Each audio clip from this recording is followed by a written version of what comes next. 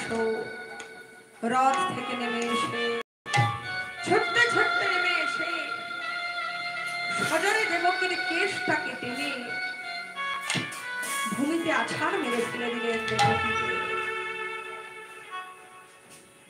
দেবকীর মস্তক ছিন্ন করার জন্য যেমন অশিলয়ে মারতে উদ্যত হয়েছে, এমন সময় বসুদেব ছুটতে ছুটতে সে কংসের পা দুখানি জড়িয়ে ধরেছে।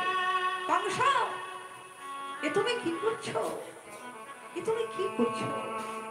দেবকী না তোমার বোন হয়, তুমি এমন ভাবে একজন সামান্য নারীকে হত্যা করতে চলেছো? কংস, তুমি যদি এমন ভাবে একজন সামান্য নারীকে প্রাণের বধ করো, ভেবে দেখেছো এই জগমাঝে কি তোমার আর নাম থাকবে? কংস কংস চিৎকার করে বলে উঠলেন, শোনো বসুদেব, শত্রুকে যখনই চোখের সামনে দেখবে তখনই তাকে বিনাশ করে দেওয়া উচিত। শত্রু তো শত্রুই, শত্রু যদি গুরুজন হয়, শত্রু যদি যোগী হয়, শত্রু যদি মুনি হয়, এমনকি শত্রু যদি ঋষিও হয়, সে শত্রু তো শত্রুই। তাই শত্রুকে যখনই চোখের সামনে দেখবে তখনই তাকে বিনাশ করে দেওয়া উচিত। বসুদেব বললেন, কেন কংস, দেবকী কি এমন অপরাধ করেছে যে তুমি অমন ভাবে আজ দেবকীকে মারতে উদ্যত হয়েছ? কংস বললেন, শোনো বসুদেব, দেবকীর অষ্টম গর্ভের সন্তান আমার মৃত্যুর বাণ, একে আমি সহ্য করব না, আমি কখনোই সহ্য করব না। বসুদেব মৃদু মৃদু হেসে বললেন, ও কংস, এই কথা? তবে শোনো কংস, আজ আমিও তোমাকে একটা কথা বলে রাখি।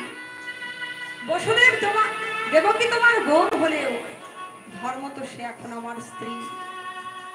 তাই আমি বেঁচে থাকতে আমার সামনে কেউ এসে আমার স্ত্রীকে হত্যা করবে আর তাকে আমি দাঁড়িয়ে দাঁড়িয়ে দেখব না।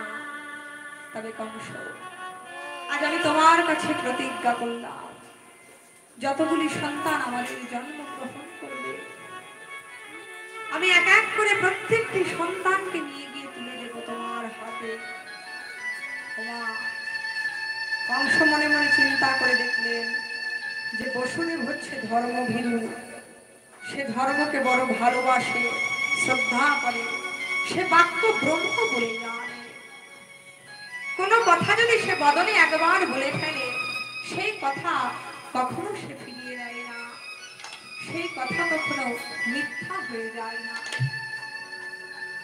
তাই কংস বললেন, শোনো বসুদেব, তুমি আজ আমার কাছে প্রতিজ্ঞা করো, যতগুলি সন্তান তোমাদের জন্ম গ্রহণ করবে তুমি এক এক করে প্রত্যেকটি সন্তানকে নিয়ে এসে তুলে দেবে আমার হাতে।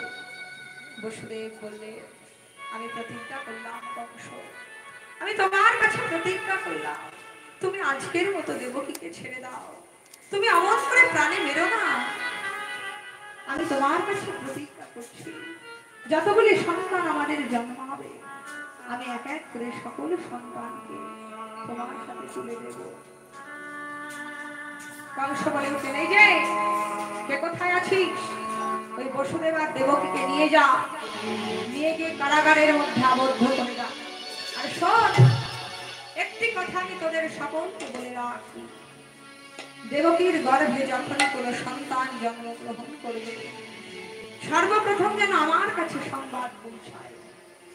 এই বলে দেবকী আর বসুদেবকে টানতে টানতে নিয়ে গিয়ে কারাগারের মধ্যে আবদ্ধ করে রাখলেন। আর কংস মনের আনন্দে দিন গুনতে থাকে, কবে দেবকীর গর্ভে সন্তান জন্মগ্রহণ করবে আর ওকে আমি নিধন করব। এইভাবে কংসের অত্যাচার দিনে দিনে দিনে দিনে বৃদ্ধি পেতে থাকলো। বসুদেব আর দেবকী কারাগারের মধ্যে আবদ্ধ থেকে ভগবানকে ডাকতে লাগলেন।